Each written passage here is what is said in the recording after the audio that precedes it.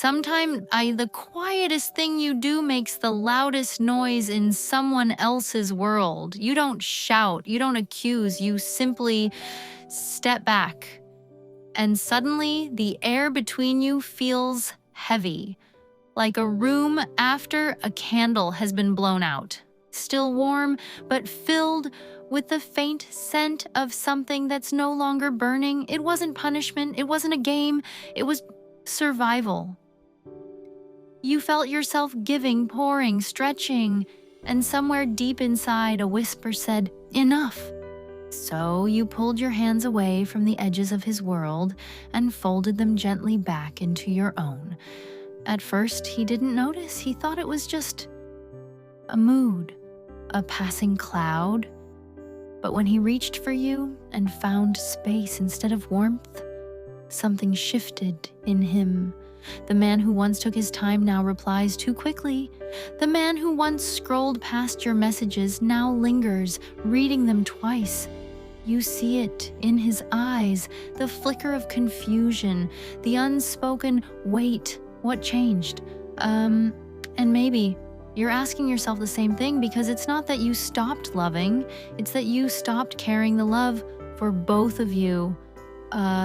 Pulling back is a strange kind of courage. It's not loud, not dramatic, but it's deeply felt, like quietly letting go of a rope you've been holding far too long.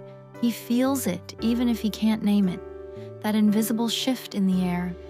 When your laughter no longer comes so easily. When your eyes are listening but not lingering. When your energy, and once warm and spilling, now stays close to your skin. And here's the thing, that men aren't always tuned in to the tiny aches that make women retreat. They notice the big storms, the arguments, the slammed doors, but they often miss the soft, silent retreat that begins long before the goodbye. Until it's already happened. Maybe he thought you'd always be there. Maybe he got used to the way your world bent toward him. But the moment you began bending toward yourself, he felt the gravity change. That's when the spiraling begins, the frantic need to fix something he doesn't yet understand, the sudden flood of attention, and not because he's decided to love better, but because he's afraid of losing the comfort your presence gave him. You start seeing little things you wished for months ago.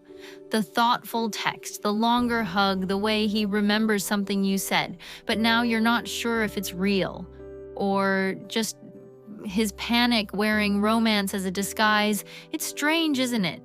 How you can spend months longing for him to see you, and then when he finally does, part of you is too tired to step forward again, because the truth is, you didn't pull back to make him chase you. You pulled back to remember yourself. I remember I once stumbled upon a way of understanding men that made me stop feeling so confused. It wasn't about changing myself, and it wasn't about chasing him harder.